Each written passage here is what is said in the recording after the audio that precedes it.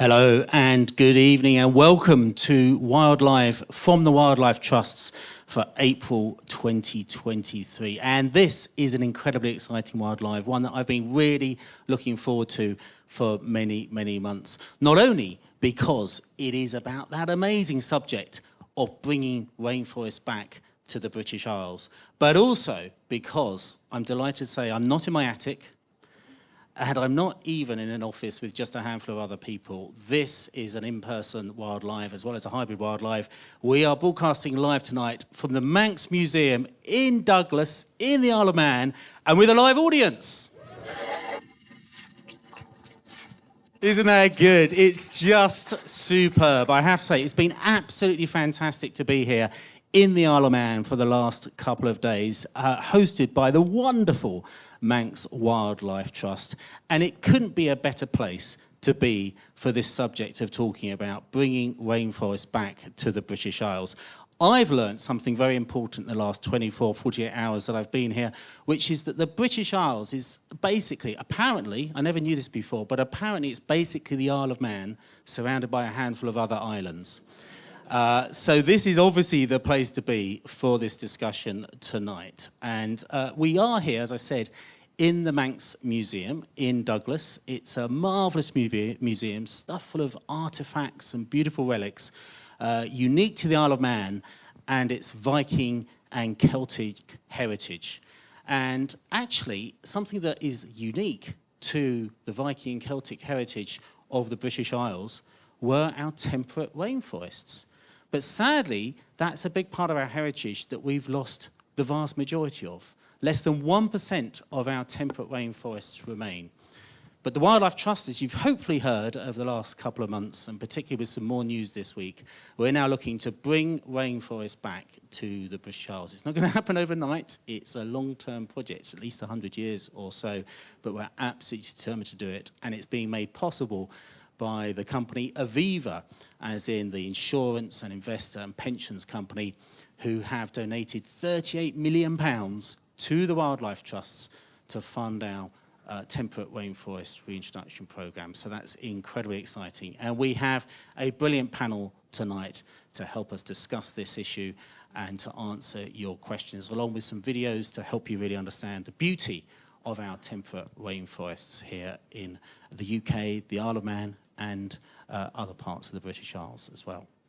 So our panel tonight is Lee Morris, Chief Exec of Manx Wildlife Trust, Liz Bonnin, broadcaster, who will be known to many of you, Zelda Bentham, Group Head of Sustainability from Aviva, and also Minister Claire Barber, Minister that is in the Isle of Man of the Department of Environment, Farming and Agriculture, so DEFRA, not DEFRA, like some of us might know in the UK. So let's get on with the discussion, and I want all of you here in the Manx Museum tonight, please to give a very warm welcome to our first panelist. It is Lee Morris, Chief Executive of Manx Wildlife Trust. Lee.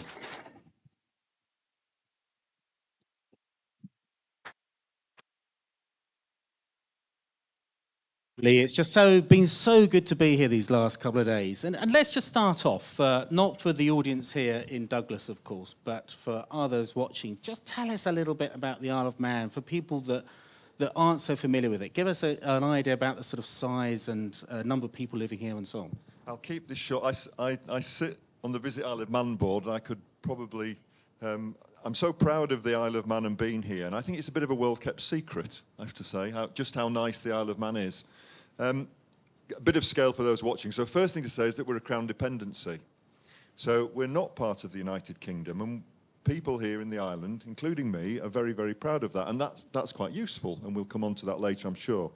Well, to give an idea of scale, as an island, our total territory, mainly sea, is about 1,500 square miles, of which approximately 220 square miles is the land. So we've got an awful lot of our territory is the Irish Sea. And as Craig said, and it needs plans to be delivering big impact for far longer than 5 years. And sometimes in democracy we change that anyway. We're not on question time, so I'll come back. But, yes, so we are to that place.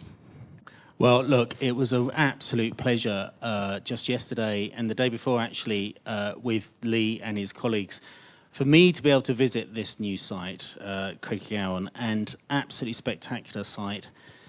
And we thought you'd like to share the journey with me as we discover this amazing new Manx Wildlife Trust Reserve.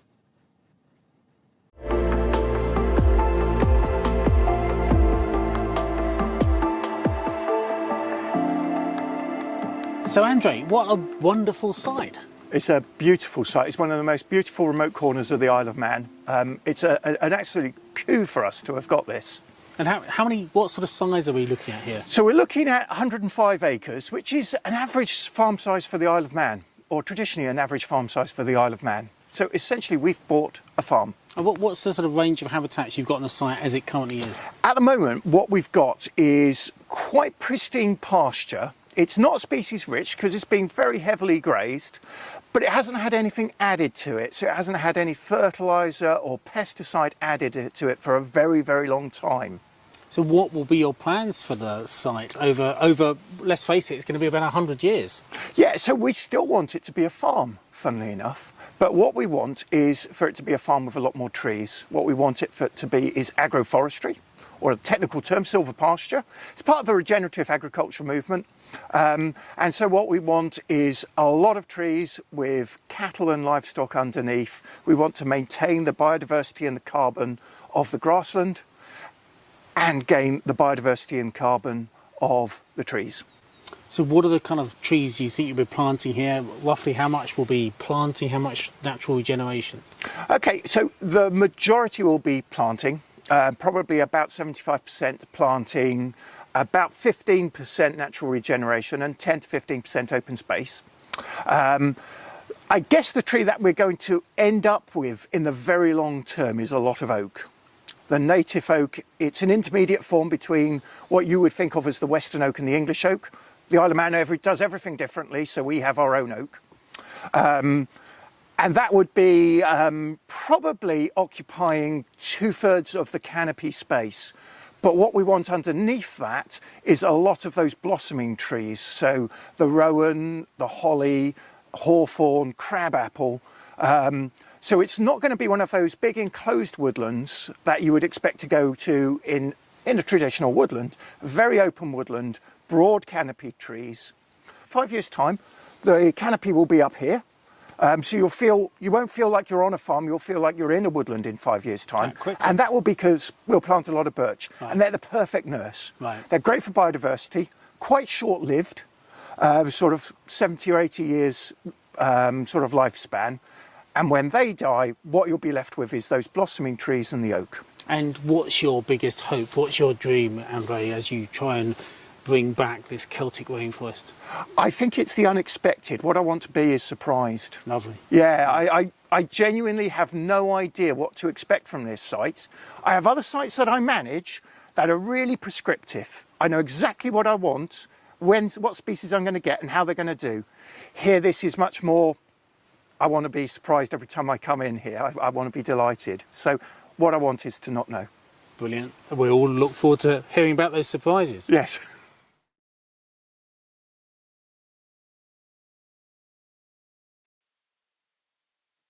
Isn't that just lovely? Absolutely lovely. And Andre's here tonight. Give him a round of applause, please. Yeah.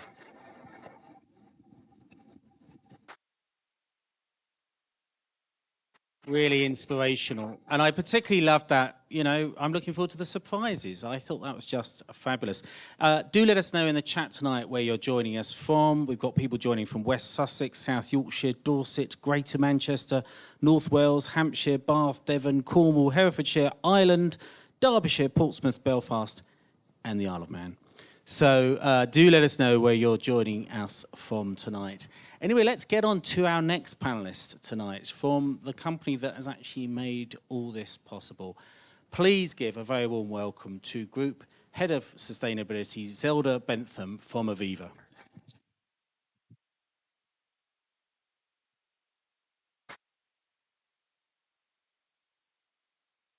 So Zelda, welcome. Thanks so much for joining us. Thank you, and it's lovely to be here. It's lovely to be on the island. We came across on Tuesday night, and we've been shown all the natural wonders of the Isle of Man since. So it's it's great to be here. Thank you. Fantastic.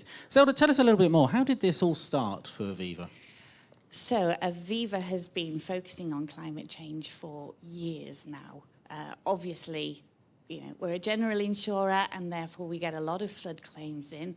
We've noticed that those flood claims have been increasing year on year as a result of increased climate change. And as an insurance company, we pick up the tab.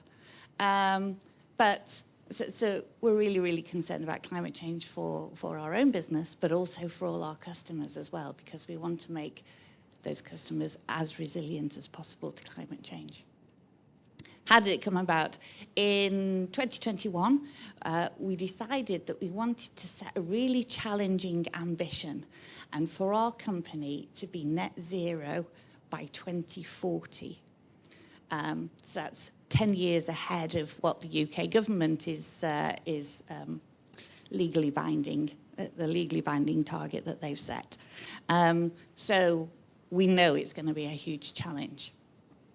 As part of that challenge, we're going to reduce our carbon emissions as much as possible, not just from our own operations or from our supply chain, but also from our investments and from the way that we underwrite our customers' business.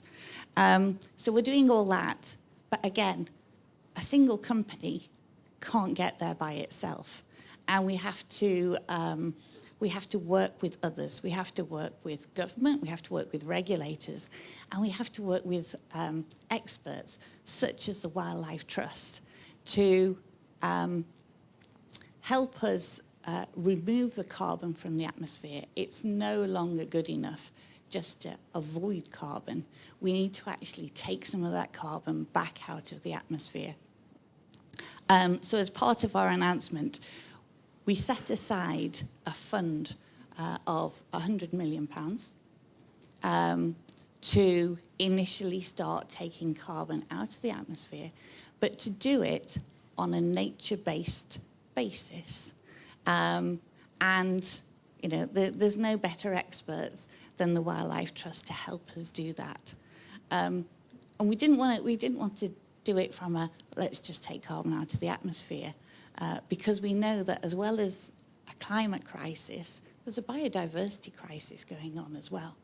And we need to make sure that we just don't protect what we have left, but we have to restore biodiversity and enhance it going forwards for ourselves and also for our future generations. And the Wildlife Trust heard about the funding that we had and approached us and said, we've got this. It's a bit bold, but we would really like you to have a look at it. And as soon as we saw it, it was like, yes, we really want to bring back temperate rainforest to the 100-year contract. Yeah, it's a long-term thing. Nature sequests carbon over a long period of time.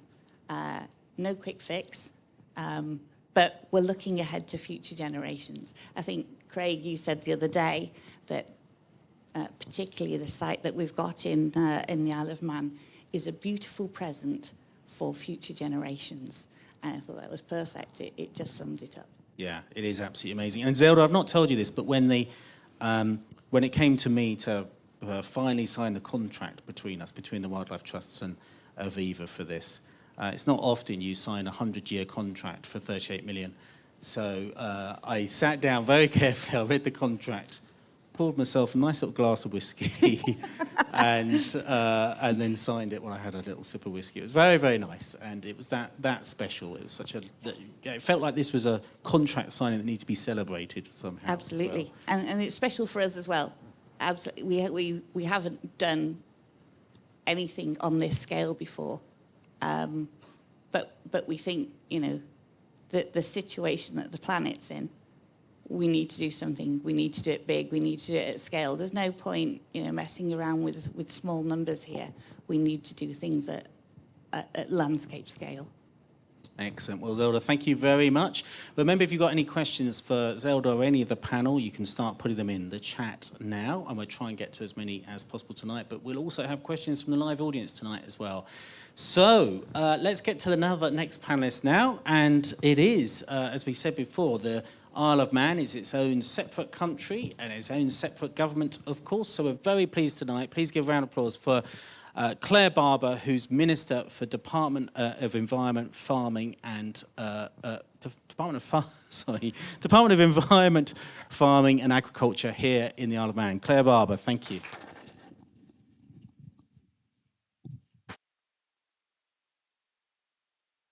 So, Claire, thank you very much for joining us tonight. Now, obviously, the Isle of Man government does manage some of the relic bits of rainforest that you still have on this island, some of the glens and so on. They're very special places, aren't they? They really are, and we've got a wealth of glens across the island. And I certainly have fond memories from my childhood and now taking my children through the glens and seeing the difference between those glens, whether they be coastal or whether they be mountainous. And as you said, there's those examples, small patches we have left of that historic temperate rainforest environment. But we have some real opportunities coming up. So there's an opportunity for a national strategy on our glens that we have scheduled for next year, which will give us that opportunity to really embed how we're going to protect those for the future and how we're going to manage them. And that's very much an opportunity to work in partnership with organisations such as the Manx Wildlife Trust and build on those relationships that we already have. Okay, very good. And so, yeah, tell us then the partnership that you will have with Manx Wildlife Trust on this. You know, as Manx Wildlife Trust is buying this extra bit of land, the chance now for that rainforest to expand out from some of these areas. So how do you see that unfolding in the years ahead? So one of the things I think is really fortunate about the Isle of Man, because we are operating on a relatively small scale, is we have the ability to build relationships with all of our stakeholders.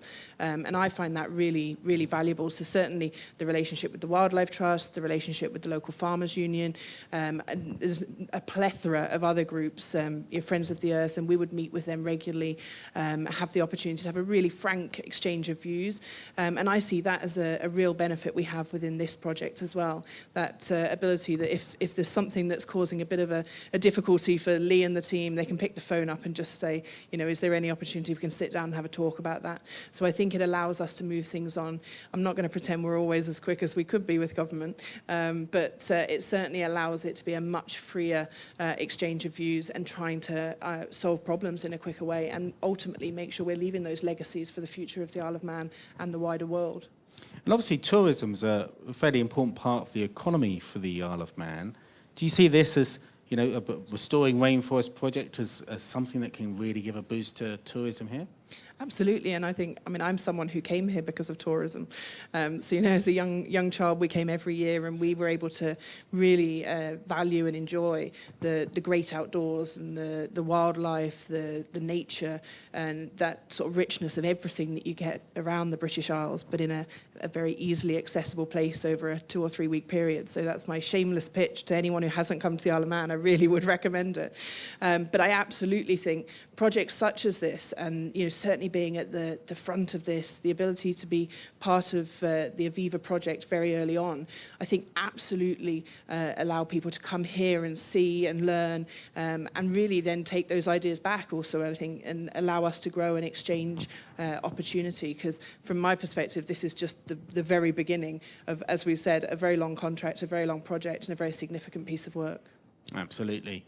Great. Well, Claire, thank you so much for joining us tonight, and we'll be getting into the Q&A shortly. But before we did that, I'm thrilled to say that we were also joined here in the Isle of Man this week by President of the Wildlife Trust, Liz Bonnin, who will be known to many of you, of course, as a television presenter of many wildlife and environment programs.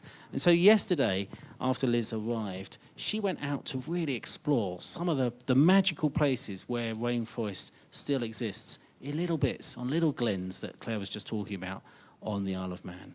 Let's have a look at that.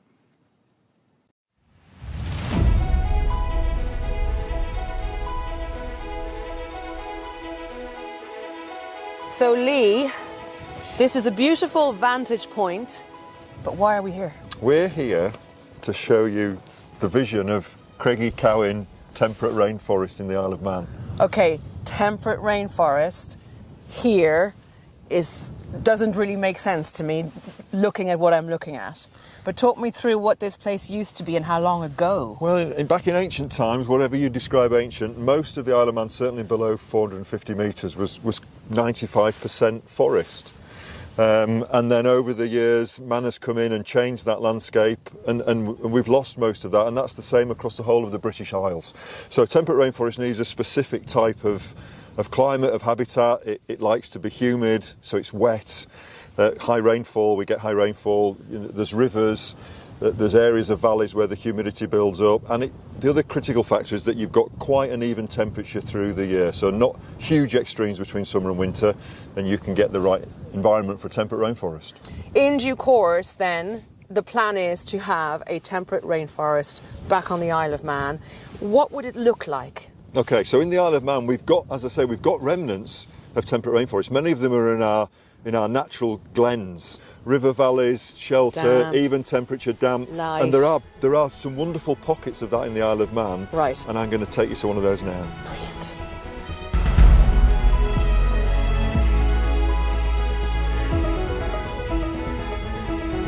So we've come down from Craigiecowan, we're now in Glen May. Tell me about this place and the clues that are around here when it comes to what temperate rainforests look like. So we are in Glen May, which is one of the Isle of Man's national glens.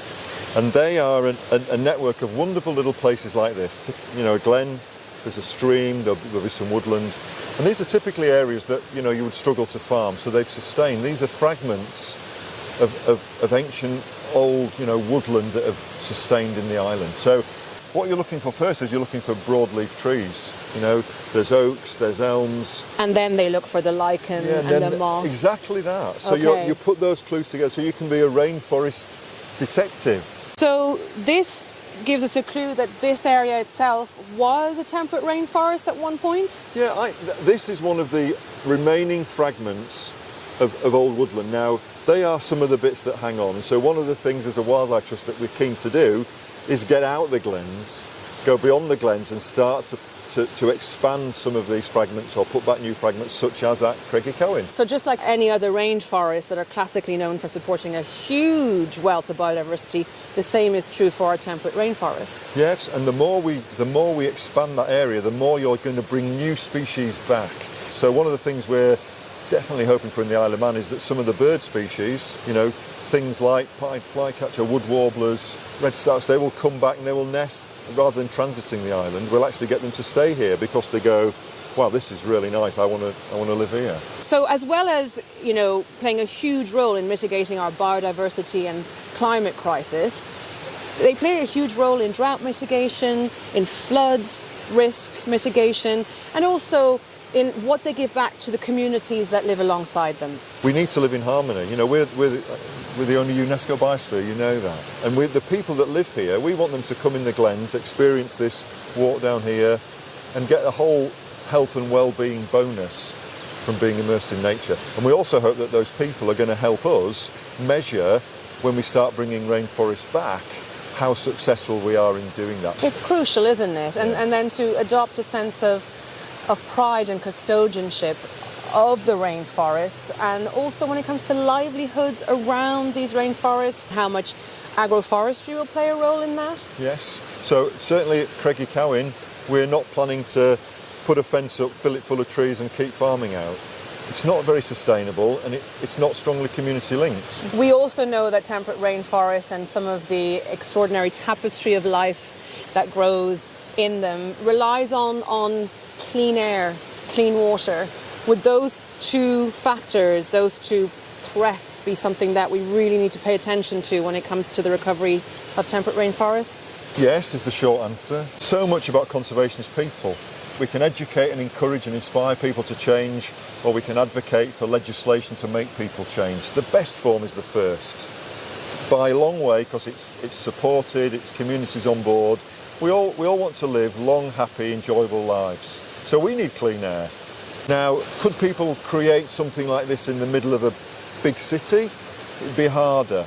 But every little bit of biodiversity you put in a place like that, you do your own bit. I've got a very good friend who says, you get your bit of land, you get a spade and you dig on, and you do your bit well. And if everyone does their bit well, what a difference that would make. So we need big scale, we need big projects like bringing Craigie Cowan back to a piece of temperate rainforest, but then we also need people to do their bits, you know, to keep the air clean, to get biodiversity back. It's a big opportunity.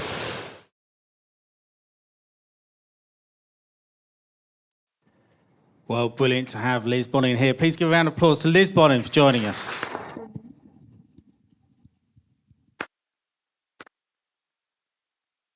Liz, so good to have you here with us in the Isle of Man. But, you know, you're travelling the world lots with your broadcasting, you're making your programmes, your amazing programmes about wildlife around the world. You were telling me just the other day that how recently you've been up in the Arctic looking at polar bears, and you've been in the Caribbean filming there for a new series about nature in the Caribbean and so on.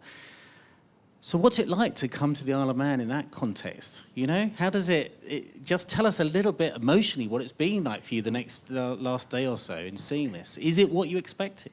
Well, I think people might presume, oh, because you get to see, you know, places in the Arctic and wildlife in the Caribbean, that, you know, the British Isles might pale. So filled with joy and excitement, particularly because Lee's passion for this place is so infectious, and his team.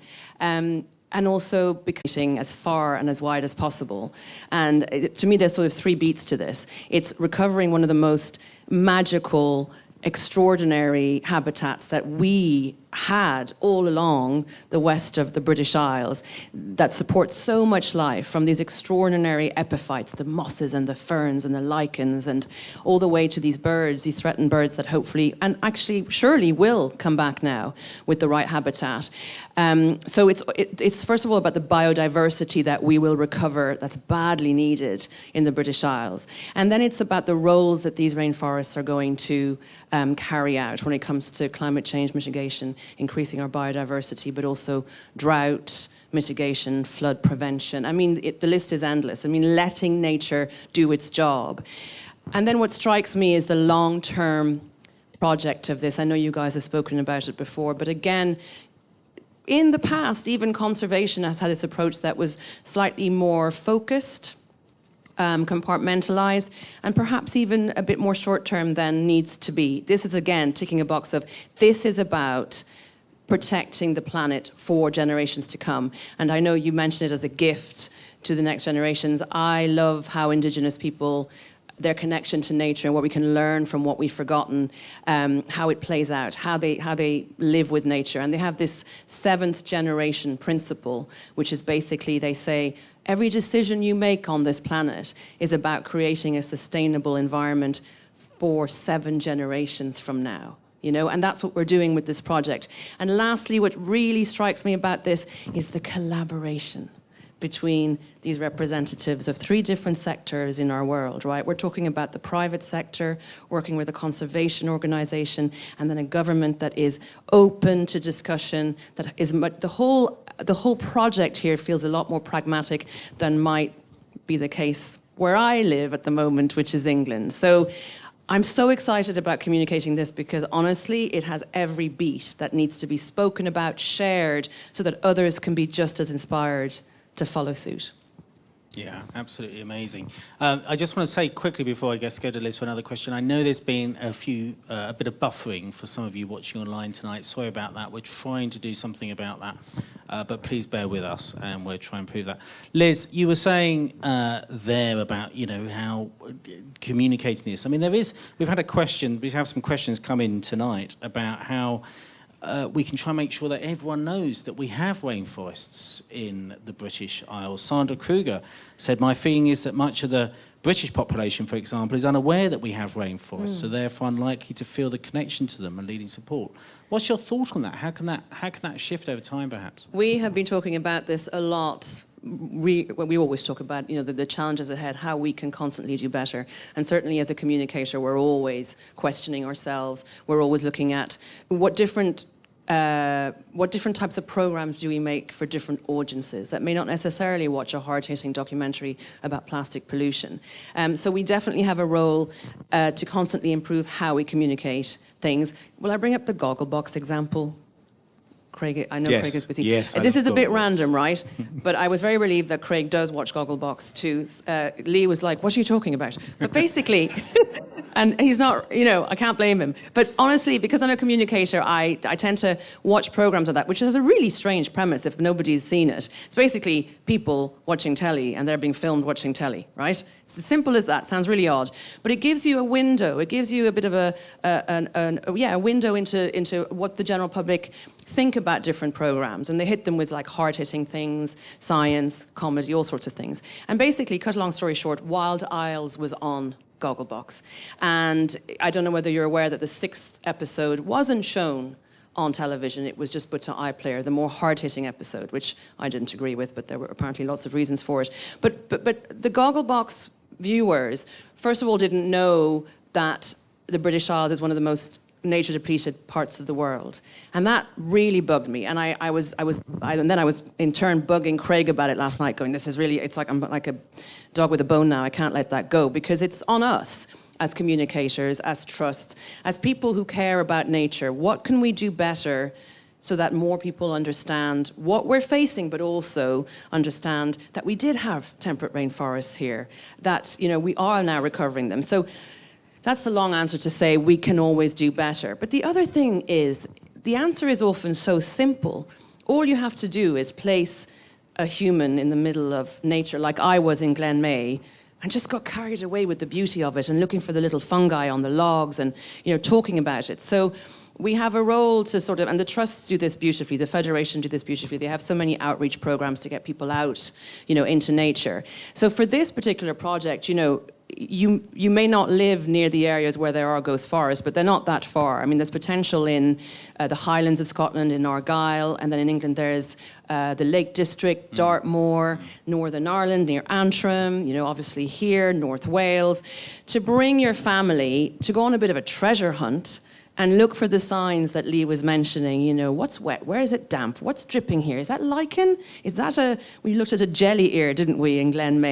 It looks like an ear made out of jelly, basically, but it's all the signs that, you know, ghost rainforests are here. The minute you engage, especially young people, but I think adults too, we recover that sense of curiosity and passion, don't we? Nature works its magic. So all this to say, share, talk about it, tell people about rainforests, and just enthuse people to just get out there and explore and let then nature do its thing. But yeah, all that as well to say that I'm constantly challenging myself, and I know that as a federation, we will continue to talk about how some people who may not be members of the Wildlife Trust, how we can engage them in different ways, online, on TikTok. There's a video of Craig and I dancing somewhere on TikTok now, on the north of the Isle of Man. You know, there's other ways to reach out, and we will work harder at doing that going forward. Absolutely, and dancing is working hard. Anyway, so absolutely, Liz, thank you very much for that. It's worth saying as well, language really matters, doesn't it? And I think often in the conservation sector, we haven't helped ourselves by having very technical language, and you know, for years we've known about these things we now call rainforests, but we used to call them Atlantic wet woodland, and it kind of, or Atlantic oak woodland, and that didn't kind of cut through quite so much. And now we're calling them rainforests, and it cuts through. But you know, it's not that we used to call tropical rainforests either. Do you know, the amazing thing is before the 1970s, there's the scientific name of tropical rainforest was tropical moist forests. And I've heard it said, I can't absolutely verify this, but I've been given good authority that it was people campaigning on what we now know as rainforests in the 1970s that in a London pub invented the term rainforests to help it cut through more. They said, well, what should we call these rainforests? Should we call these tropical moist forests rather than tropical moist forests? And they'd had a few drinks and they thought, let's call it, there's a lot of rain in them and they're forests. Let's call them rainforests. And now that's what we know them as. And I think language does help, doesn't it, sometimes? And now we're using that word here back in the British Isles as well. So very important. We've had a lot of questions coming in. We're going to come to the Q&A very shortly. So here in the Manx Museum, if you've got questions or comments you want to put to the panel, please be ready to put your hand up, and we'll have a microphone runner coming to try and get a microphone to you. We've also had lots of questions coming in online, and one of them is from Jan Deleuze Vera. Says, the Isle of Man is the first site. Are there plans for other sites in the future? Well, Jan, I'm delighted to tell you, yes, this project will stretch all the way to, it's got to be the western half of the British Isles. We had a question also earlier, can we get these temperate rainforests in East Anglia? I'm sorry to say, I live in Cambridge, so I'd love temperate rainforests in East Anglia, but no, we can't because it's too dry. Anywhere in the eastern half of the British Isles, we have to have somewhere that's very wet. And the western half is wet enough for that. So this area stretches all the way from Cornwall, Devon, through Wales, Cheshire, Lancashire, arguably some bits of western fringes of Yorkshire, Isle of Man, of course, at the epicentre of it all, and Ireland as well, and Northern Ireland, and into Scotland as well. That's the zone of temperate rainforest. So this project will be able to support potential acquisitions in those areas where the Wildlife Trusts operate. And it's worth saying that this week we were celebrating the first 2 acquisitions in relation to that. One, of course, here, as you've heard about, was in the Isle of Man, but the other was by North Wales Wildlife Trust as well. And we thought tonight you'd like to get a little bit of a sense of the amazing acquisition that we've also made in North Wales. Long ago, Britain's western fringe was home to swathes of lush, temperate rainforest. Mosses carpeted the forest floor, lichens and liverworts cloaked the trees, and pine martens, red squirrels and redstarts flourished among a variety of unusual plants. But land clearances and overgrazing mean that today, this unique habitat is only found in small, isolated fragments. From the ancient Cheyenne Wood in western Scotland to Blackadden on Dartmoor National Park, Wildlife Trusts will work with our partners to restore and reconnect the fragments of ancient rainforest which exist on Wildlife Trust nature reserves. Here in North Wales, we'll work to restore existing fragments of rainforest at sites like our Coed Cravnant Nature Reserve, a beautiful ancient woodland which has been here for 6,000 years and is home to plants which have remained unchanged since the time of the dinosaurs. Today, though, it's threatened by some less welcome residents, the local goats and invasive rhododendron, and we need some help to keep them out. We want to make these remote locations welcoming to local volunteers and communities too. People have so much to offer our rainforests, and our rainforests have so much to give back in return.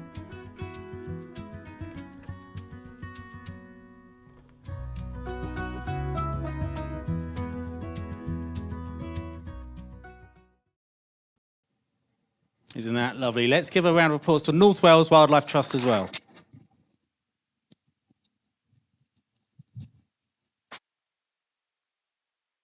And we might just have a few more in the pipeline, but I'm not allowed to tell you.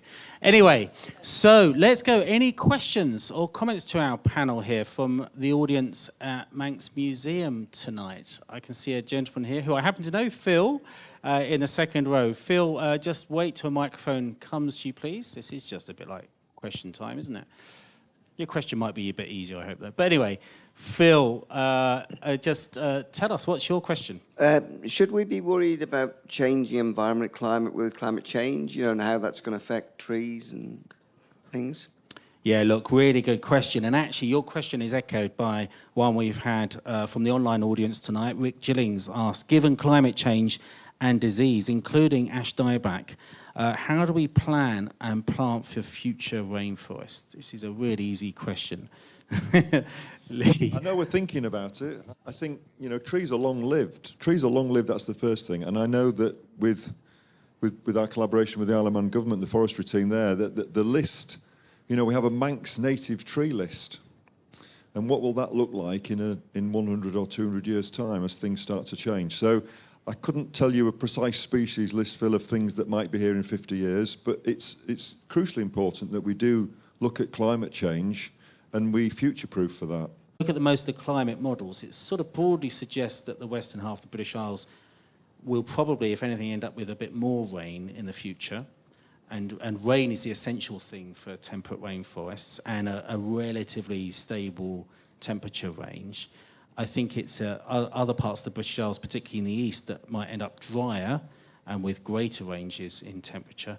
But it might be that we have warmer temperatures broadly in the west, but hopefully still not as much variation in other parts. So it should be good. But there's a lot to think about, and obviously the Wildlife Trust will think very carefully about that, how we try and manage it to make them as resilient as possible in the future. But Zelda, it's sad, isn't it? We have to think about this. We have to think how we future-proof nature for the climate change that's already locked in. Yeah, absolutely. And it's something that we're thinking about now in terms of flood resilience. If we're having wetter areas of the UK, how we make those flood resilient and how nature can play a part in making those areas more flood resilient, because we can slow down the hydrological cycle with planting trees, with capturing the carbon in the roots, and it also helps with water quality. So that's excellent. And then you have other things, the other benefits that trees bring, in terms of, if you've been in a city in hot weather, you find a tree and the area around it is an awful lot cooler. And it's the tree that's providing that shade and that balancing the air temperature.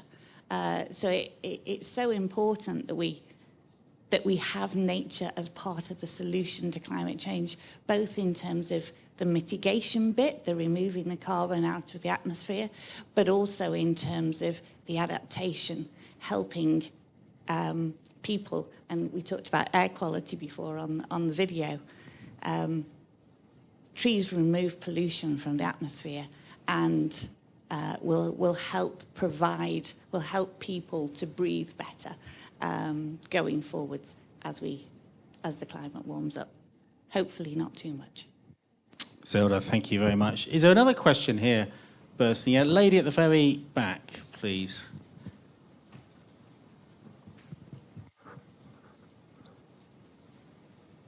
Hi, I want to ask, when we talk about reforestation, what area of land are you focused on in the Isle of Man, and how much of that is agricultural land? And does the Wildlife Trust have due regard to food production? Okay, Lee. Yeah, it's a great question. We absolutely do. I think I'll really stress what myself and my colleague Andre said in our little film clips. This is about agroforestry. It's about working not in balance, it's about integrating. So food is massively important. We all eat, and farming is really important to us.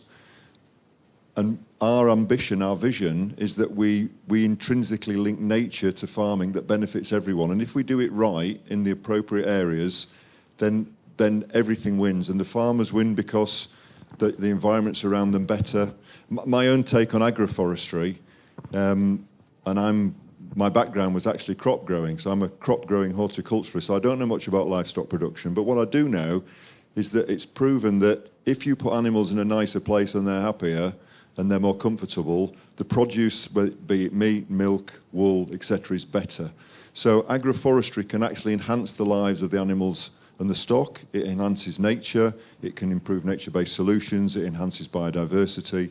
So we believe that it's absolutely intrinsic. And the key will be for the island, I personally think, and some of my colleagues would I'm sure agree with me, is that in our biosphere, our 220 square miles of island, I think if this trajectory goes forward, then we need to have conversations with all the stakeholders, with the farmers and everyone, to actually say, right, what does a future map of the island look like in 50 years and 100 years or 200 years or even 300 years?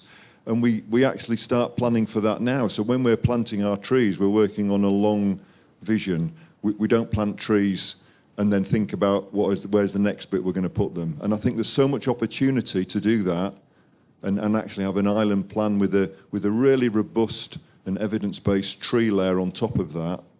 That I would, we're certainly advocating strongly to do that. Yeah. Right, does that answer your question? No-ish. We'll come back in a moment. Liz, you've done documentaries around food and diets and so on, as well as on nature. And it's a hot topic, isn't it? It provokes a lot of reaction, but it's curious how often these are sort of held up as alternates, food or nature, but that's not the case, is it? Well, I think it's not the case, but it's something we're all kind of waking up to with the trusts as communicators, as scientists, as conservationists, how everything is so interdependent and interconnected. We live in a society that often sort of polarizes. Well, if you're this, you're not that. If you follow this party, you don't follow that party. If it's about food, then, or farmers will suffer if you're putting land aside. And certainly what I've learned as well when it comes to conservation, when it comes to sort of protecting nature and fencing off a bit of wildlife, just to protect the wildlife, it doesn't really work. I'll give you a quick example from Belize, which we were filming in for the Caribbean series, where a very well-known conservation organization wanted to secure a wildlife corridor for jaguars, and they asked Mayan people who lived in the forest sustainably, who took from the forest but always gave back, so they lived very sustainably, nothing was degraded, the soil was as rich as ever. Indigenous people have an inherent understanding of how to harvest from nature, hunt from nature, even rear some animals, but without the land around them degrading. Anyway, long story short, they asked the Mayans to help them find where all the best jaguar territories were, and they helped them, and they weren't paid for that. And then the conservation organizations went, right, okay, we need to protect this for the jaguars, which is very important because jaguars are threatened. But they kicked the Mayan people off and fenced off that area just for the wildlife. Historically, we're learning that it doesn't work to just do one or the other. It has to be fully integrated, which is the new buzzword that we're all going to use now, because even balance tends to create a division. It's, the balance is either, more farming, less trees, or more trees, less farming. So we're learning, we're better understanding how deeply interconnected everything is. And surely, when it comes to our food production, as you mentioned, Lee, everything benefits. The soil is better, therefore the livestock is healthier. It is possible to do it all in balance. It's complicated. I'm learning a lot. This morning I was bending the ear of these two gentlemen to better understand how it might work. I'm also actually very curious could you just let us know why you're still feeling, share with us what you're thinking based on Lee's answer, because we know, let's keep discussing this. It insinuates that Manx farming practices are not responding to nature already. So I'd like to know a little bit more about how you're going to incorporate this rainforest with agriculture and how that change of land use is going to operate. Before Lee, who's much better placed to answer this, will answer, I suppose I've done a bit about intensive meat rearing, and I've lent into this issue because we're all in this together. I suppose my take on this is it's not in any way insinuating that Manx farming practices are doing it wrong. We're all better, we're learning all the time from farmers, from scientists, from conservationists, how we can improve on a system where classically we may have got things wrong, both from the conservation point of view, as I gave you that example, and both from the sort of food production point of view. We are all in this together, and I'm sure Lee will agree with me on that it's not about, pointing the finger on either side. It's about coming together, hearing each other, and moving forward together, which is why I was curious to know where, your head was at with that answer. And that's just from somebody who's visiting, so I don't mean to sort of boldly say, but my interpretation is that's not at all the perception, and that together we can find a solution that works for both. Can I ask just one quick question to the lady from Aviva? Is your policy for carbon sequestration focused entirely around tree planting, or do you look at other sequestration options? Okay, we'll come to that in a minute if we can. I'll come to Zelda on that briefly, but I just want to sort of finish off this other round. I want to bring in, obviously, Minister Barber on this is very relevant for her. But Lee, very quickly, just respond on behalf of Manx Wildlife Trust. Yeah, on okay, that. I'll have one more little punt at this. I think there's going to be a grey area. So I would say that Manx Wildlife Trust, through the Agri-Environment Scheme, we're a nature conservation charity, but we're working as pragmatically as we can because we value farmers, and without farmers, that the land won't be managed well in totality. But there is going to be an area between what a farming organisation might think and a conservation organisation might think. And sometimes we have a memorandum of understanding with Manx National Farmers Union. It actually implicitly says occasionally we're going to disagree. And I think that's okay, because pragmatically we need to work together. So there might be some areas where sometimes people would say, well, actually, agroforestry isn't quite right. That just needs to be a piece of open grassland. We think agroforestry will work. And in an area of 105 acres, we're going to try and test that. And our proof of concept will be that if it works, and already, I won't mention his name, but the tenant farmer that was on that land before we bought it, we've had a really positive conversation with that tenant farmer now, who's, he's excited about working with us to bring his stock back on and be flexible. I've had a very open conversation with him. It was a really positive one. And he's already, there'll be stock on those fields. We'll be planting over 5 years, and it won't be long after the 5th year when there's stock coming back on again. So we've had a positive conversation with the tenant farmer whose stock are on there now. That land's been up for sale for over 2 years at not a high market price in the island, and the other farmers were not lining up to buy it. And other farmers are telling us that agroforestry is the way forward. So there's a spectrum of opinions through Manx farmers. Those 350 plus Manx farmers that are registered farmers in the island, active farmers. There is a difference of views. Now, we have our view, and we want to try and prove that and do what we can do working with farmers. And the fact that we've got farmers enthusiastic about working with us to do exactly that makes us feel that we're going to keep going with our vision and try and do it in a very careful way, working with farmers and the farmers that want to work with us, because we think then we can make a real difference to nature that will actually benefit every farmer in 20, 30, 40, 50 years, because the island will be a more biodiverse, a more resilient island, and farming will win long term. That's our vision, I believe. So thank you, Lee. Let's bring in Minister Claire Barber here, because this is absolutely your bag, of course. Everyone is very concerned, obviously, about the need for food production, because of the reason that we all eat. And so that's very important. But equally, we know that there's no such thing as food security if nature's in decline, because ultimately food production is entirely dependent on nature. So I'm interested particularly how your response to this and how you integrate these. And of course, in the context that is very interesting in the Isle of Man, that you have Manx Wildlife Trust running your agri-environment schemes. So I think, food security, energy security, water security are key parts, certainly of our island plan, and pieces that are in train at the moment. And we're working in a huge detail trying to get those plans right, especially for an island community who is very keen to increase the level of local food production and make sure that also is then met with local food consumption, because I think that is another key piece of that jigsaw. And in DEFRA, I suppose we've got a unique position because we're having regular meetings with the Wildlife Trust, but also, as I said, with the Farmers Union, with Friends of the Earth, with various other bodies. There really are lots of stakeholders that we want to work with, and everyone has so much in terms of what they're bringing to the table. It's been a rapid learning curve for me, certainly in some of the areas, and I don't pretend to have any of the level of expertise that those groups have. But what I hope to do is be able to make sure we're making a very important point of listening, and then making sure that all of that is brought together.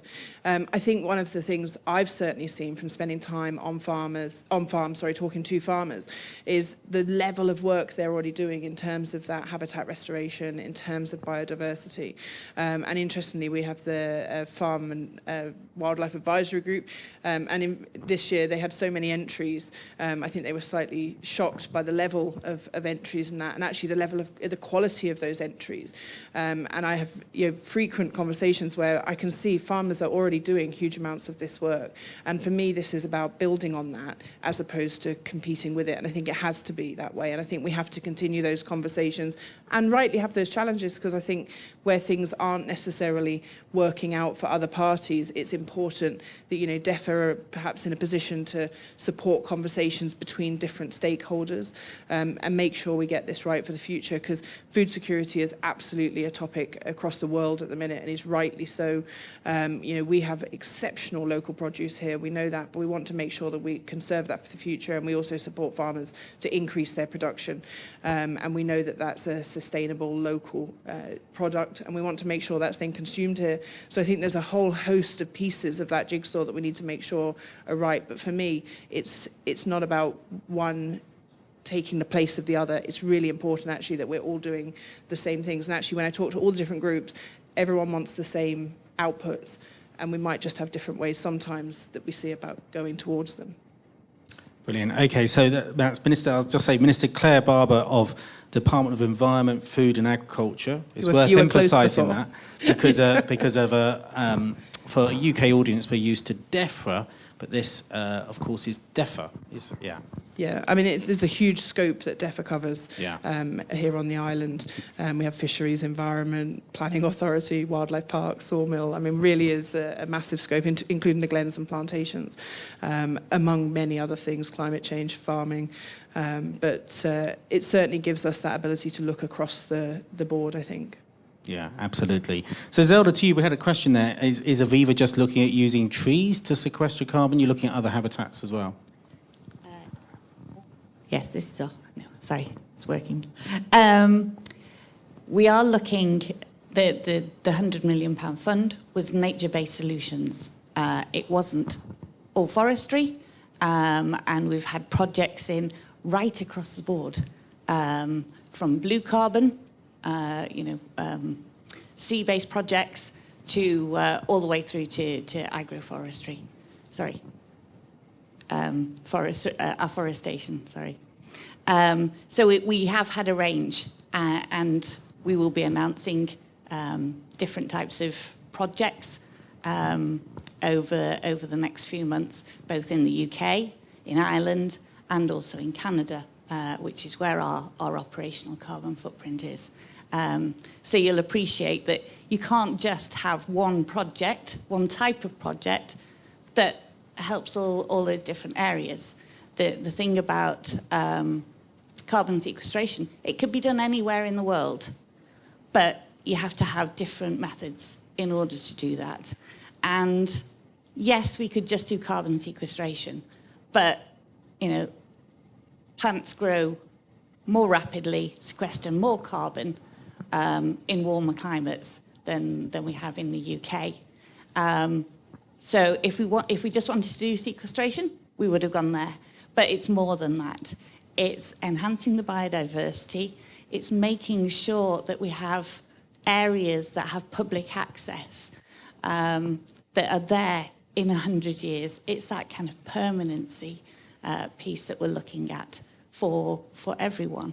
And also, people like to volunteer. People like to help and get out there, get into nature and really understand more about it. And that's another part of our work. So it's not just sequestration. It's not just afforestation. We're doing it with the experts so that we do it right. And there's an awful lot of research that is being supported and baselines of projects so that we can actually tell how these projects are making a difference from every particular angle. Absolutely brilliant. And you're right to ask the question. I mean, it is a whole, nature-based solutions covers a whole range of habitats and not just forests. And I myself had had frustration often in people in even the conservation sector sometimes talking too much about just tree planting. Sometimes I think we can't see the woodland habitat for the trees because actually woodland habitat is so much more than just the trees. It's the soils, it's the mycorrhizal fungi that connect them underneath that actually are very important for storing carbon as well. And as Zelda was saying, it's also about blue carbon, about the marine environment that can sequester carbon, about seagrasses, salt marshes, around peat bogs, wetlands and so on. There's such a range of habitats. And we shouldn't forget bioabundance as well. In fact, allowing our fish populations to restore will be one of the fastest ways to draw carbon down from the atmosphere. So very, very important we look at that. And you have options for some of that here, don't you, Lee? Seagrasses, peat bogs here on the Isle of Man as well. Yep, there's about 10,000 hectares if I switch denominations up in the uplands alone, and then there's also lowland below the mountain line, Pete, as well. We've got some fantastic seagrass beds and meadows, mainly, well, pretty much on the eastern side of the island, different pockets. We're finding new beds. We're working with people to help find them. KPMG have sponsored an eelgrass group. There's a DEFRA-led Manx Blue Carbon project. I can see Jack's at the back, hello. And we're really proud to be working with the DEFRA team on that, trying to come up with, you know, another strand of nature-based solutions. And yeah, it's really positive. So it's holistic, isn't it? It's not one or the other. And the word I'm going to say, which I think is a key word, is pasture. I think a key thing for the island is actually really understanding the carbon that's in our pasture land, and how can we manage our pasture land better. So the area at Craigie Cowan's got fantastic, you know, it's not been tilled for many years. So we know that with rudimentary surveying that there's already a good soil fungi level in there. But what else is there? What are the invertebrates? What amount of carbon do they add to a soil if you manage your soil well? I would foresee that, you know, we don't do a soil survey now if we do an ecological appraisal on a development site. I bet in 50 years we would, because the world is realising just how important soil is and how important invertebrates are, and that might become mandated in planning. You know, I'm looking at one of my colleagues there. You imagine if we had to do mandated soil surveys on sites because people understand just how important that is. So, yeah, we're on a trajectory. Very good, very good. Well, look, we've had loads of comments and questions coming in tonight. We've had Marion Herod has said, we have a very small woodland, approximately 1 hectare. We recognise it as being temperate rainforest, but not expert enough to make a claim. I don't quite understand the claim, but I think it's because we've got an insurer on the panel. They're thinking they can make claims. But anyway, it's not quite that, Marion. But how or what do we need to move forward? I don't know where you're joining us from, Marion, tonight, but please, what I would say is contact your local wildlife trust. We'd love to know about the 1 hectare of temperate rainforest that you have and be able to support you with that site. So, and a lot of this is about just trying to understand where the little fragments of temperate rainforest currently are. But mind you, if it's a hectare, that's more than just a little fragment. So that's very, very good. Please do get in touch. We've also had other brilliant comments. We've had Alice Quayle said, I've seen some fab scraps of temperate rainforest in the west of Scotland, lots of lichens and ferns, absolutely. David Neville says the Aviva deal is really fantastic and I hope it's used well and supported by the government of the day. Sue Doxat said, too many trees are dying and not watered. Tree guards are not removed. Mature trees and green spaces are not sufficiently protected. Ban plastic grass and paved gardens. Well, Sue, I agree, really. Alice Beer said, found the positives of an integrated approach rather than balancing. So we like that language there, Lee. Thank you very much for that.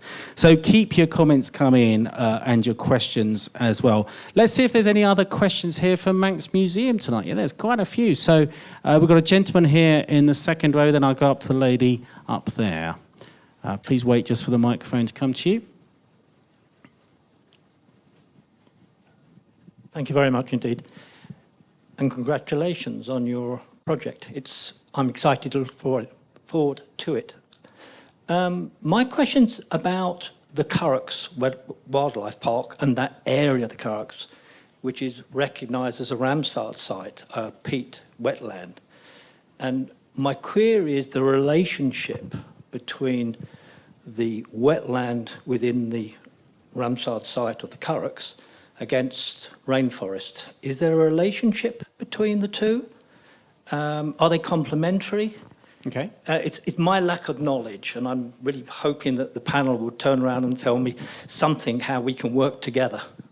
This is definitely one for the two islanders on the panel. But Lee, do you want to start off by just telling us about I'll go the first. Currachs? Lucy, this might be when I phone a friend in a minute, because I think he'd give a better answer. I know he's in the audience, so I'm going to phone a friend because Andre's here, and I think he'll answer this better than me. I'm going to give the rudimentary answer that if you go in there's an awful lot of lower plants, and it's very damp and it's very wet. But it's sallies, it's lower trees. It's not big broadleaf woodland, so it's almost a scrubby wetland area is how I would define it. But Andre, help me out.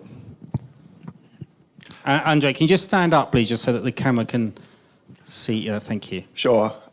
Evening. So the Black Currach, yeah, it is absolutely intrinsically linked to the uplands. It's a basin mire, and that water comes entirely, really, from the hills. So the water that falls on the hills recharges the Black Currach and then flows out. So the Bluff Curragh is essentially linked to the hills and potentially to a rainforest. If it was rainforest, the water would be a bit more moderated, but the hydrology of the Bluff Curragh is fairly stable.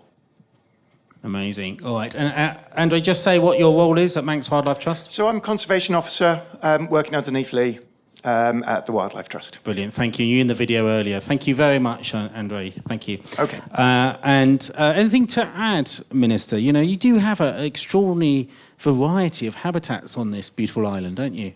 We really do, and I think that is probably what that's indicative, you know, that question, actually. We've got so many different habitats, and I think that's almost the point I made earlier. I feel like you've got the best of everything within the British Isles, but within a space that you can travel, you know, within a shorter period of time.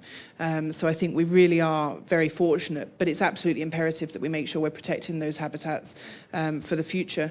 And as I said before, that really is a partnership piece between all of the stakeholders who are absolutely the guardians of the land. Which is why, you know, I think farmers actually are such a huge piece of that jigsaw and manage such significant parts of our land so effectively actually on the Isle of Man, and that's absolutely for me to be celebrated. Absolutely, great. All right, well, I'll come to the next question in a moment, lady at the back. Just while we're doing that, a couple of comments come in that are just of side by side, which I think, Liz, you're particularly like these, given the documentary you did on meat production and the environment and so on. This just encapsulates this debate. Maggie has said, how and what we eat need not be the same in the future as in the past. We have to recognise we have an ecological crisis, and farming takes a huge proportion of land. The most effective change would be reducing meat and dairy and fish and increasing alternative protein and other nutrient-rich food. And then right below Maggie, Chris Howells says, some landscapes are totally unsuitable for growing plant-based foods, but are ideal for growing organic livestock. And I think, you know, I would say, we think at the Wildlife Trust, both of those comments are true, and it just shows how, you know, it's not a black and white debate, it's a complicated debate, but, you know, both of those can be true, very important. Lady at the back, your question, please. What animal would live in the temperate rainforest? Sorry, can you just say that again? What animal would live in temperate rainforest? What animals live in temperate rainforests? Very good question. Lee, do you want to give it a go? In the Isle of Man, well, I'm going to go with the Isle of Man. We've seen some nice pine martens and red squirrels, but we don't have any of those here, as you know. So I think let's think about a temperate rainforest as just a mass abundance of biodiversity. So if we start with the flora, so I know you want to know about animals, but the huge amount of flora, and because of the diversity, that will bring a huge range of little animals, the invertebrates.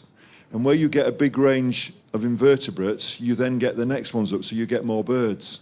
And I think, you know, the three birds that my colleagues tell me that they're hoping that will come back here, you know, pied flycatchers, wood warblers and redstarts, and there hasn't been any recorded nestings of those in the island for decades. But if we get the plants right, and then the inverts right, and the fungi come, and everything else come, then those birds will come back, and those birds, you know, they will inhabit, and I think they're the key indicators for the Isle of Man that we really want to get in these new woodlands, these enhanced woodlands. And it's worth saying, Lee, for people who might not know, because you're an island, you've never had badgers here, have you? You've never had foxes or deer? There's been releases. Yeah. Oh, there's been releases. There's been releases of deer. There's, I believe, been releases of foxes. There's even slightly rumours that there's an odd fox seen around the island. There's a but they're not native to the Isle of Man, No, really. they're not. No, that's the key point. They're not. So you will obviously not have some of those species that might be found in other parts. There's no of the British squirrels. Isles. No squirrels. No snakes.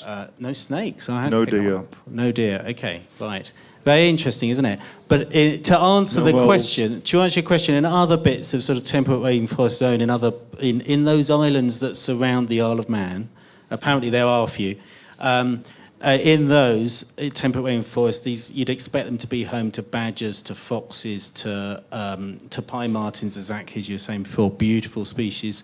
Just as Andre was saying in the video, you know, maybe some surprises as well. You know, that would be the beautiful thing. We might be surprised by the animals that end up living in these temperate rainforests once they're restored. Let's take another question here in the audience. Yeah, we had a gentleman over here, then I'll do the lady. Sorry, Lucy, you run around. Gentleman had his hand up in the last round, that was the thing, and then I'll go to the lady there. Thank you. Yeah, just a question going back to what you were saying about food security and building that in. Do you have any plans for kind of building in almost like a horticultural version of what you're doing and maybe trying to build in like wheat growing or other plant growing into a more diverse environment or a forest environment or similar? I should chip this as I'm a horticulturist. I think there is. This is a Lee Morris view now, although I do know I'm representing. I think there's a huge opportunity for more horticultural crop production. And I think actually that another one of my colleagues at the back would be talking about, you know, horticultural crop production doesn't have to be pristine either, because if it's not, you know, a little bit at Pool Vash earlier this year was where we were spotting tree sparrows and lots of other bird species. So, but generally for horticultural crop production, I lived on a very, very tiny island for 2 years before coming here. And one of the things I did was advise them on how to set up hydroponic systems to grow lettuces and tomatoes. So on St Helena, you get 1 boat a month. So if you think Tesco's shelves are bare when the boat doesn't come for a day, you had 3 days to buy fresh produce when the reefer container came off. It unloaded, it went in the shops, everyone legged it. They bought all the apples and oranges they possibly could, and then 3 days later there was no fresh produce and you were on tinned and frozen until the boat came again next month. And my role on St Helena was to work with the farmers to help them, and there were some farmers, but to help them develop. And there were some fantastic farmers had set up local hydroponic system. The government there had actually developed the farmers. I did an agri-skills review. We got training programs. We linked to the retailers, and we're trying to improve the supply chain. And they can do it there. So on St Helena, with 4,000 people, with 1 boat a month and 1 plane a week, they're now doing local horticultural food production. On Ascension Island, there's a hydroponic farm that again, you find the report online. And the hydroponic farm in Ascension is supplying all the lettuces, tomatoes, cucumbers that Ascension Island needs. So I think there's a real opportunity for the island to do more horticultural crop production here. Keep the money on island, cut down the carbon miles. We just need to inspire a few people. And I don't know, I'm not suggesting it's like it was in St Helena where you've got to put a government thing out where you sponsor polytunnels. But here, maybe we should be encouraging professional horticulturists to come and set up farms here to grow some food. When I heard the question, I knew he was going to get excited. Lady there in the middle, please.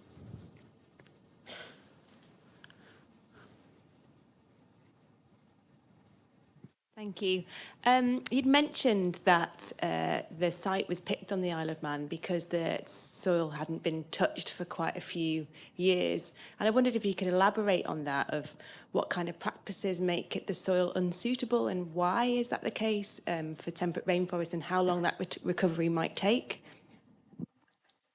Maybe you miscut. It wasn't picked because it hadn't. We see that as an advantage, because there's just a natural, there's a higher level of flora and fauna in the soil.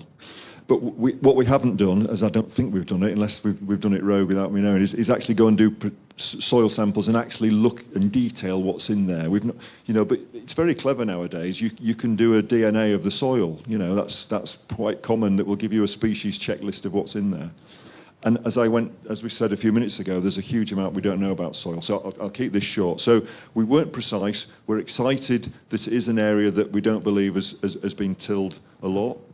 And if I just flick that away from conservation to farming, there's some huge, massively commercial farmers now that have switched on to the fact that no-till is better because it saves fuel, it's a different type of machinery, it saves a whole task, and it's more profitable. And I'm a firm believer that you can do more profitable farmer and benefit nature. And that's where I think the agri-skills programme and upskilling farmers so that we can use techniques that are right on the island that help farmers grow food better and also enhance nature. You reduce pesticides, you reduce food, you reduce machinery applications, and you grow crops better that benefits nature. So yeah, the soil's really exciting and we need to understand it better. Great, thank you very much. Zelda, we've had a few questions coming in for you tonight from the online audience, and I'll just throw a few of them at you together, because I think you've probably got one answer for all of them. I mean, the first was Diana Artemis, actually building on that comment, said healthy soil is crucial.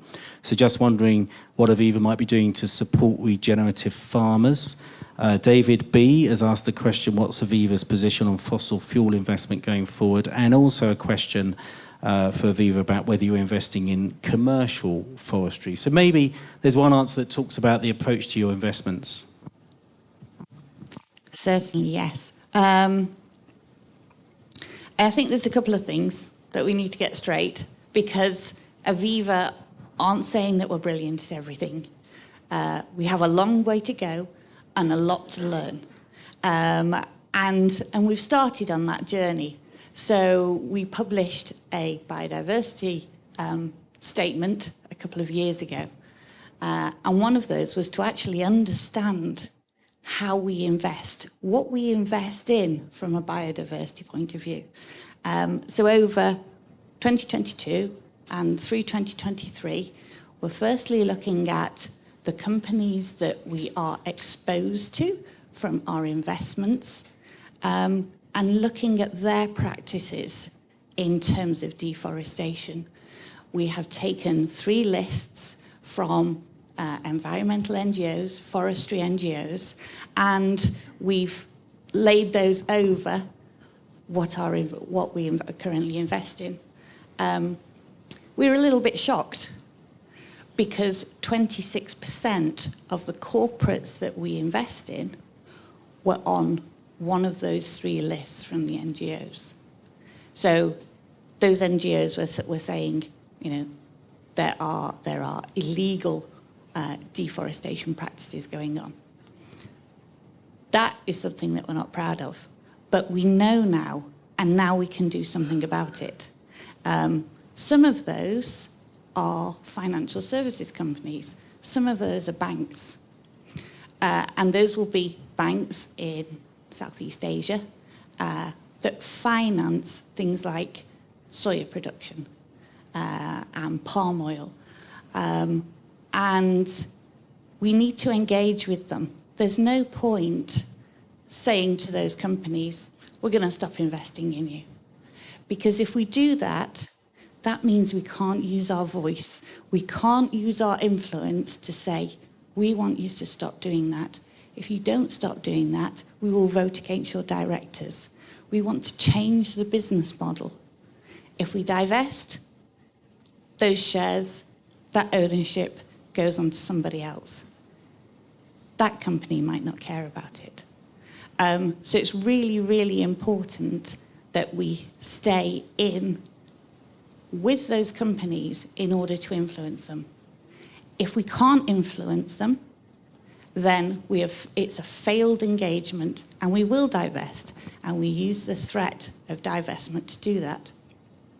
You mentioned about fossil fuels, and since 2015, we've been engaging with thermal coal companies, but in 2021, we said enough is enough.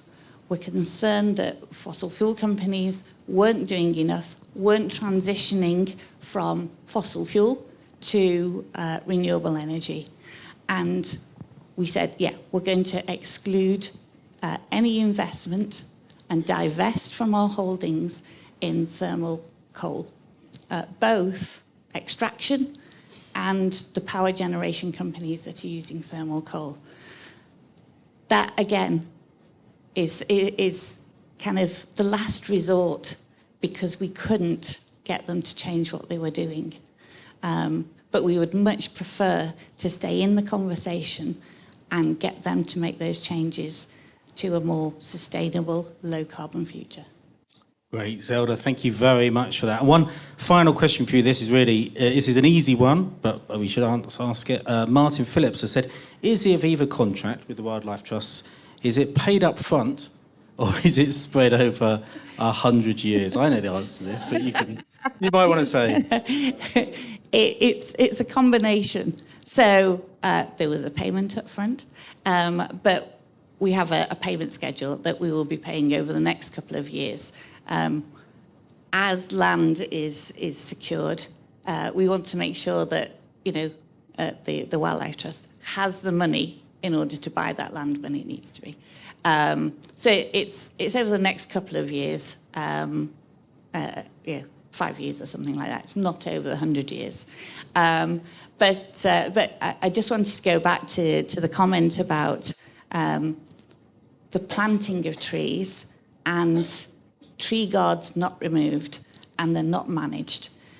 The reason why we have the 100-year contract is so that those trees will be managed, that trees after a while will look after themselves. But in the first few years, it's really, really important that they're managed properly.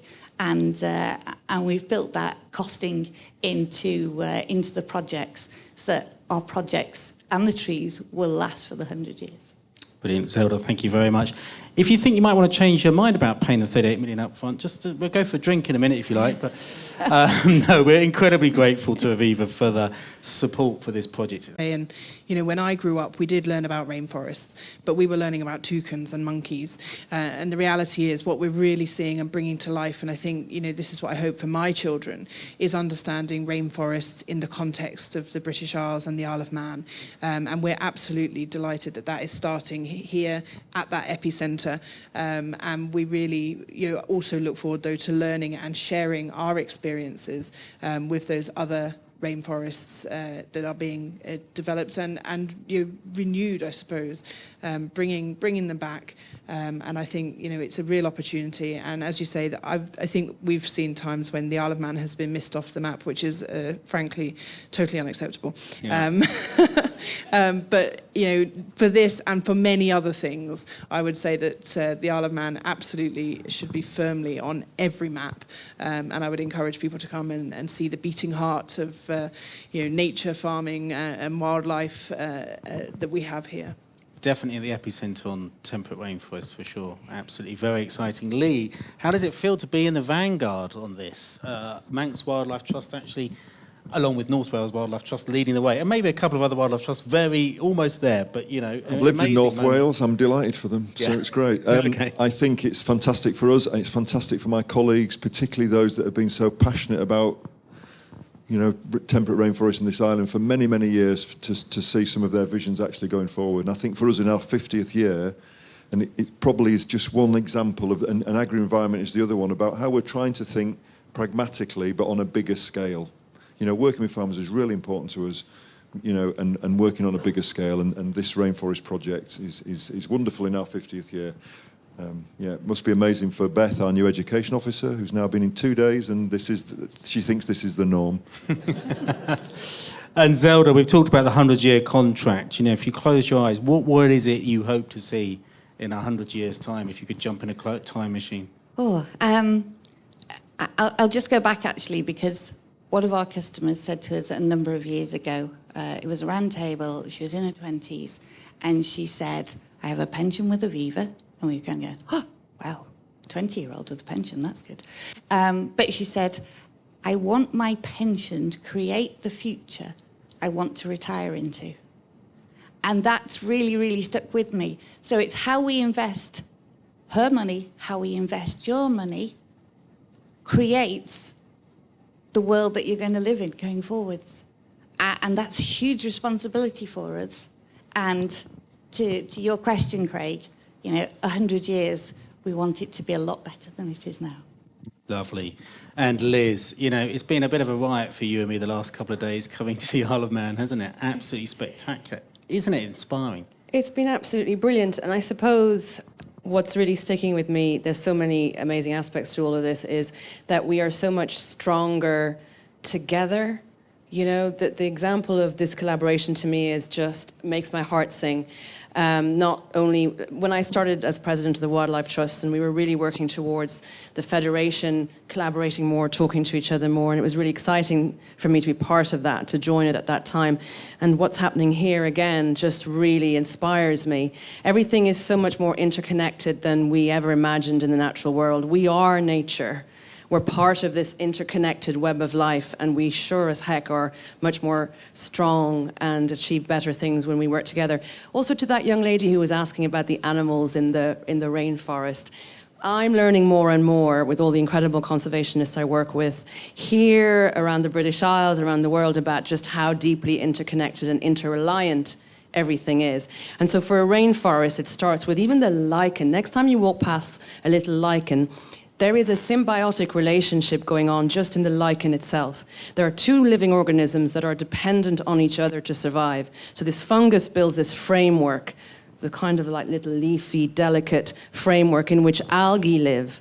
So the algae get a secure framework to live in, safe, and they provide the carbon, the sugars that the fungus can feed off. So even from that tiny thing in the rainforest, something else depends on that, and then something else again. And then those birds, those threatened birds, will come in again. So it's this beautiful, interconnected support, system in just the rainforest that you're going to see come back as you grow up here. For me, that's just as exciting as a stoat on the British Isles somewhere else, or a pine marten, and that's the way I like to think about the natural world of which we are a part. And we rely on each other. Farmers rely on conservationists, conservationists rely on farmers, and everything in between and beyond.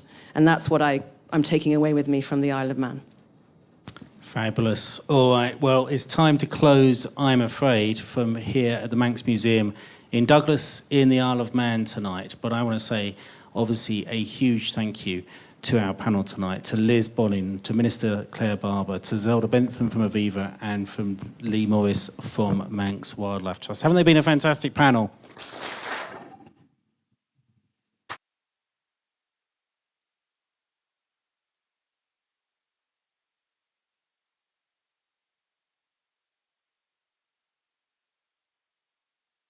And I also want to say a big thank you to Manx Wildlife Trust for hosting us this week, and obviously this very, very inspiring project, absolutely exciting. I want to say a big thank you to the audience here tonight at the Manx Museum, and thank you to everyone joining from home online as well. We've heard that phrase many times over the last few years, that the British Isles is sadly one of the most nature-depleted parts of the world.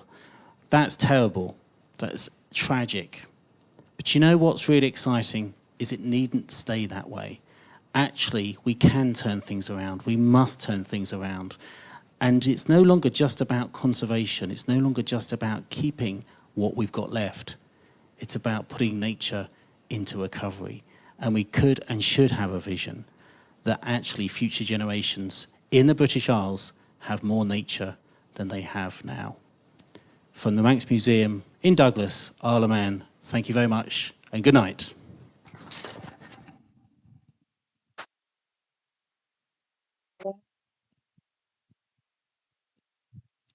Thank you so much. Brilliant.